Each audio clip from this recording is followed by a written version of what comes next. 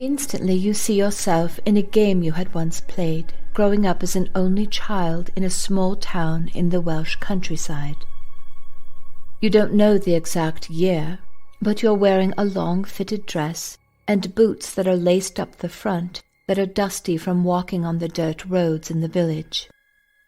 You're holding a package from the market, wrapped in brown paper and tied with string. In this lifetime, your father is a retired professor, and your mother is the only teacher in a one-room schoolhouse. You immediately recognize Matthew when he shows up in your memory. You have known each other since childhood. He is the oldest in a family of 6 boys, and he is bright, charismatic, and handsome. But more than that, he adores you, and you've never loved anyone else. You have the ability to feel everything in an instant. Even so, you find it surprising that you're able to fast forward and see events unfold more quickly, as well as slow them down so you can focus on the specific details. So you move ahead to your wedding day. It is springtime. You are outdoors on soft green grass beneath a canopy of ancient oak trees. Sheep dot the hillsides, and clouds drift like wisps of white smoke. Each person in the wedding party holds a single silky ribbon of a different color. Women and girls are skipping and dancing clockwise around a 20-foot pole, while the men and boys move counterclockwise, everyone ducking under the ribbons coming toward them. As they dance around the pole, a beautiful rainbow-colored pattern is woven from the top of the pole down to the very lowest point where they can all still move in and out while holding the sparse remnants of remaining ribbon in their hands. You discover that you can zoom in on the tiniest details from that day. You can see the embroidery on your dress, the roses on your wedding cake, and even Matthew's unabashed gaze as you say your vows to each other. Though his eyes are different, hazel, flecked with gold, and more widely set beneath heavier brows, there is no question this is Matthew. The scene shifts quickly to your move to England as you watch the verdant countryside speckled with brightly colored wildflowers speeding by from the train window. Once you arrive at the main terminal in London, you manage to make your way a bit farther on to your new home amidst the hustle and bustle of the city. It is a humble dwelling, but you are not poor by any means, and your father has lent his financial assistance as well as extending his business and social connections. You observe the quiet elegance of the horses, their riders, and the many carriages traversing in Hyde Park, where you and Matthew often walk together, hand in hand, radiantly in love. And then, quite unexpectedly, time begins moving forward swiftly. You see every nuance of your life together. Your father's money and connections, combined with Matthew's brilliance and charismatic nature, land him at the top of his class in London's best college. When he graduates, he is already well connected socially as well as in business. You see yourself dancing and dining with him at elegant parties, where he is sought after for his acumen on a variety of subjects. Yet, regardless of the amount of attention he receives, nothing changes Matthew's humble nature or his deep love for you. However, everything in the sparkling world of Matthew's rising star paled in comparison to the day you gave birth to his daughter. Even at night, after a long day of work and study, Matthew would untiringly hold his infant daughter in his arms and sing lullabies to her until she fell soundly asleep. He would then return to bed, gently placing the baby between you and himself. And though he should have felt exhausted, he could barely sleep from all the love he felt for you and his daughter. And then you see a memory of a time when your daughter was 2 years old.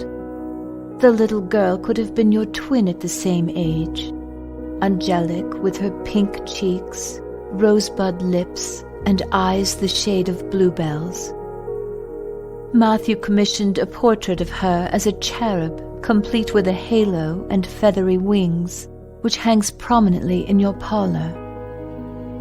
On this particular day, Matthew was galloping two-legged through Hyde Park with his daughter perched on his shoulders, her shiny blonde ringlet curls bouncing in time with his stride. He whinnies and snorts, shaking his head like a stallion while pausing to paw the ground as his little rider giggles in delight. You see yourself basking in the pleasure of that moment. Then all at once pain grips your entire body so intensely you double over in anguish. You then see yourself hovering above a graveyard as Matthew, numb with grief and sorrow, buries your body at the family's church in Wales. Though the daughter he so loved and cherished is crying and clutching at his leg, it is as if he is in another world and has forgotten all about her. But you can see that his daughter reminds him agonizingly of you, and he can't bear to look at her. Before the ceremony is even over, Matthew wanders away from his family and friends, leaving the churchyard in a state of silent shock. He mindlessly boards a train bound for London, but doesn't go home. Instead, he wanders aimlessly through the city streets, eating nothing, sleeping in doorways or under bridges, until at last, mercifully, he dies. But in the next moment, a new set of images come into focus, as if there is more for you to understand about who you and Matthew are to each other. From what you can tell, it seems to be the late 1800s in England. You are 17, and your father is a widower, raising you alone.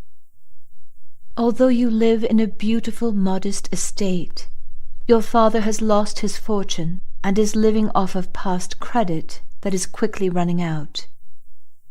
To save you both from poverty, you have agreed to marry Matthew, a wealthy landowner nearly twice your age and crippled from birth. Matthew is a capable man, but his mother has been running the estate all of his life and has decided it is time for him to marry so she can train you to eventually take her place as mistress of the estate. You watch the scene unfold before you on the day you arrived at your new home, riding in a carriage through miles and miles of property, surrounding an immense 3-story stone manor with over 100 rooms. Nearly 20 staff members are lined up in the driveway to meet you, but there is no sign of the man you are to marry, or his mother. You have no idea what to expect because you had agreed to marry him sight unseen. In fact, Matthew was so reclusive, no one outside of the estate had any idea what he looked like. And this led to much speculation and many harsh rumors amidst the elite social circuit, linked to both his physical appearance and his demeanor. You had prepared yourself for more of a monster than a man. You are ushered into a study where Matthew is sitting in a wheelchair with his back to you. But even as you approach him, you can tell he hasn't been confined to a wheelchair for long. Unlike people who have been crippled for quite some time, he seems remarkably robust, and his legs are not yet emaciated. As he turns to greet you, you're shocked. He looks much younger than you'd expected, and is quite handsome, with full lips, intensely blue eyes, and softly curling ginger hair. But even more surprising is the strange recognition you feel when you first look at each other. You both seem to recognize an inexplicable connection that exists between you. The intensity of it takes your breath away. In spite of the fact that you are about to be married, and you know it's impolite to continue staring into Matthew's eyes. Yet you struggle to look away. He matches your stare unwaveringly as well. Suddenly a loud ahem breaks the spell as Matthew's mother enters the room. Matthew quickly turns away. At first you feel confused, then embarrassed, thinking you must have imagined the whole thing. And then you mistake his reaction as one of arrogance. But from your current perspective, lifetimes away from that moment, you realize that Matthew isn't being arrogant or egotistical. Rather, he is intensely shy. And then you discover you have access to his mother's thoughts, and it is clear that his mother has manipulated him from childhood as a means of maintaining control. You become aware that this woman has taught Matthew to believe that his birth defect, a minor malady which could have been highly improved if not cured over time, would cause any woman to reject him. This belief is so firmly ingrained from his childhood that Matthew is uncomfortable looking any woman in the eye. So he was as shocked as you when you held each other's gaze with unexpected recognition. Yet as you stand next to him on the day of your wedding, idly listening to the minister repeat a marriage ceremony that he had doubtlessly given until it was rote, Matthew withdraws into a lonely world of his own, without the slightest glance in your direction. Standing there, you forlornly recall your girlhood fantasies, and what you dreamed your wedding day would be like. The carriage and horses, the splendor, the dancing and royal guests. But just as quickly, you banish the thought, determined to make the best of your new life. In this lifetime, you had been raised by a wonderful and loving father. You have always been kind-hearted, and in some ways, Matthew seemed like one of the many stray animals you'd taken in over the years. As his wife, you felt you'd have the opportunity to love him, and that he'd soften. But Matthew wants nothing to do with you. You are young and beautiful, and even though you're married, Matthew believes you have nothing to offer him other than pity, and he's too proud for that. Bound by etiquette, tradition, and the laws of the day, feelings were mostly kept privately within. But as you watch that lifetime unfold, every single thought and feeling is laid bare before you. In your science class, you learn that light travels into infinity, never ceasing to exist. And you wonder if it's possible that human thoughts, feelings, and events continue unchanged as well. It's both strange and disturbing to think that your own thoughts you believed were completely private, might be accessible in the future, and that you couldn't lie or try to make up a good story, because the truth would still be there somewhere, amidst all the other infinitely shining light. Anyone accessing the information would know the truth exactly as it happened. Immediately following your wedding ceremony, Matthew retreats directly to his bedroom suite. You are assigned a room at the opposite end of the house, and Matthew's mother wastes no time as she proceeds to instruct you in regard to your duties as mistress of the estate. A profound sadness washes over you as you watch years go by, with the knowledge that at another time and in another place, you had once been deeply in love. You can see that even though you have no conscious memories of other games, there is actually some level of unconscious emotional transference from one game to another. Matthew treats you politely in passing, but never entertains an actual conversation with you. You can't understand why he is so distant, and why he has no desire to have a child. You feel like a caged bird, But the door to that cage flies open and sets you free when Matthew's mother suddenly falls ill and is bedridden in a wing of the house far from the daily activities. In the end, there is nothing any doctor can do for her, so the staff is advised to keep her as calm and quiet as possible for the remainder of her days. You now find yourself as mistress of the estate and at once effectively turn the household staff upside down and inside out with your new plans for the life you want to live. Much to the initial shock and dismay of the head butler, you no longer sit alone at the mahogany dinner table that seems to reach out to infinity. Instead, you begin dining with the household staff. This, of course, is unthinkable and, frankly, never done, but there is no protocol for such behavior. When you first appear in the servants' dining area, everyone feels awkward and uncomfortable, but by the end of your meal, echoes of gay laughter peal through the halls of what had previously been nothing short of a mausoleum. You begin singing and playing the piano, which had never been allowed by Matthew's mother. You fall in love with gardening and learn all about the farm, insisting you be present for the birth of the farm animals, even if it's in the middle of the night. In no time at all, you're able to deliver a calf or a colt as easily as milking a cow. You learn to ride and hunt and jump horses, but you dispense with the side saddle and wear breeches so you can ride astride the horse like a man. In this particular game, you had been married into the highest position in society, yet you weren't socially inclined to have friends that would criticize you.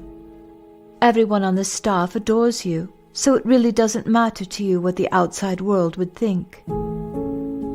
As you played your part in this game, you assumed Matthew simply didn't care for you. But now, as the observer of that game, you are able to see what had been invisible to you in that lifetime. Every night, Matthew ordered his meal to be delivered to his room, but he would secretly sit at the top of the stairs in his wheelchair, listening and smiling as laughter erupted from below. He swore the staff to secrecy as he moved from room to room, watching you as you worked in the garden or as you rode the horses or played with the young farm animals. He would close his eyes and listen with delight as you played the piano and sang. In truth, he adored you and longed to be part of your life, but he was afraid to show his true affections, for fear that you would find him repulsive and that he would lose you in the end. As the years progress, you watch as your desire to love Matthew and have his child transposed into love for the farm animals and nature. Every spring you poured love out to all the new babies on the farm, and spent the summer and fall delighting in their growth. Even though you had become quite content to finally let go of what you thought your life was supposed to be, you felt a profound sadness that Matthew never opened his heart and allowed you to love him. And then, one beautiful summer day, Matthew becomes extremely ill. The doctors predict he will die within a week, but you sit with him resolutely day and night. You eat your meals in his room, and though he is unconscious, you read poetry and prose, and sometimes sing songs. Believing he is unable to hear you, you share everything you hold in your heart. You speak of your favorite flowers blooming in the garden, and describe how the sunlight magically glitters on the pond as you watch the swans sail elegantly throughout the day. You tell him charming stories about the staff members and all the animals on the farm. Then one day, his eyes flicker open, and for the first time he smiles at you. His smile is weak, but it is genuine, and love fills his watery eyes as he says, "You've been with me all this time. I heard every word, and I felt every beat of your heart. You dissolve into tears and lay your head on Matthew's shoulder as he reaches out tentatively to stroke your hair. Miraculously, he's in remission. You don't know how long you'll have together, so you make every moment count. You share poetry and painting. Matthew joins you in the garden in his wheelchair, and for the first time you eat your meals together. At night you lie in bed next to Matthew with your head on his shoulder and your arm across his chest as he strokes your hair. Then, one morning upon waking and feeling his hand gently resting on your shoulder, you see the light in Matthew's eyes flicker as he gazes upon you with unfathomable love. And in the next moment, he is no longer there.